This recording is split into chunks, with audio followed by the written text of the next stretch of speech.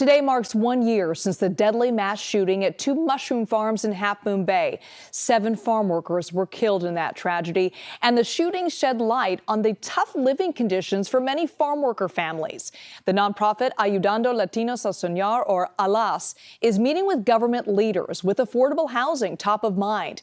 And this evening, community groups will hold a memorial to pay tribute to the lives lost. As for the suspected gunman in last year's shooting, Chunli Zhao, his arraignment has been continued to next month. He faces 7 counts of first-degree murder and 1 count of attempted murder. He has pleaded not guilty. Today, California's Attorney General and community leaders held a roundtable to address gun violence.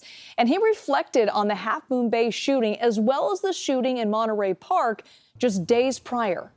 California, a state that is proud to be regularly rated as having the strongest gun violence prevention laws and rules and approaches in the nation, but still we are not immune.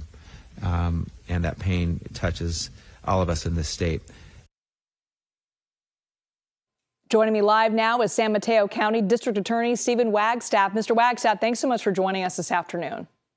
Good afternoon. Thank you for letting me join you. So what can you tell us about the case for the suspected gunman? Where does it stand right now? Well, it was sort of dragging through the system. Obviously, it's been 1 year since the murders occurred, and we don't even have a preliminary hearing date until March 18th. Having that in mind, I made the decision that we need to take another road to try and move this case along, and that was to use the criminal grand jury in San Mateo County. We did that last week, and that grand jury unanimously indicted Mr. Zhao for all 7 murders and the 1 attempted murder. And he was arraigned on that today. His attorneys requested a month in order to review the transcripts of the grand jury proceedings. That was fair. And then we hope at that point to be able to get a jury trial date set. But the whole point was for all those families, the tragedy of this in part cannot change for them until we get the criminal part of it done. That's what we were hoping to do. So what's being done in San Mateo County today to try to prevent another gun tragedy? Well, it's a common, constant effort by our various police officers, DA's offices, the county, to try and, on one line, try and create circumstances that don't give rise to things like this, don't have people living in squalor. As a matter of fact, our county has purchased, I think it's 7 hotels now, created a navigation center so that where these type crimes that come out of anger, sometimes in the living circumstances, will not occur. Another thing that we're doing unrelated to Mr. Zhao's case, though, is there's been an ongoing effort to try and prevent violence in schools, anticipating when there is some young person who might suddenly be angry, depressed, whatever it may be, so that we do not have an Uvalde or Sandy Hook situation here in our county. So the efforts are being made. Nothing's foolproof, but we're hoping to try and change. I'm curious, sir, in this case, do you believe it was the gun laws and lack of restrictions in California that failed this community? Or do you think it was the lack of mental health resources and the poor living conditions that caused this? It would take somebody doing years of study to really answer that well. But I will say that, no, the gun laws did not contribute to this. This was not a gun illegally obtained. This was not something. And as the Attorney General just said on the show for you, that we have the toughest gun laws in the nation.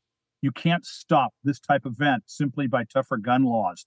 You can mental health treatment, very much so.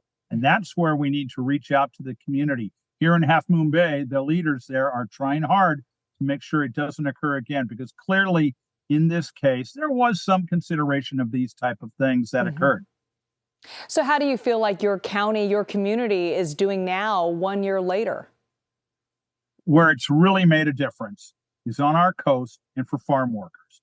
The county has poured just unquestionably large resources in to try and end it. They're looking at every one of the, I think it's 96 farms that we have in San Mateo County. They're reviewing each one by one to make sure it's in compliance with state building codes, everything like that. Because in this case, the 2 mushroom farms, and I'm talking now not about the murder case, but where it occurred, my office is continuing to look at that to see if we had wage theft violations. We're continuing to look at whether or not they had the proper compensation rules there. We're looking at the way that place was run, both of them actually, but particularly the mushroom farm.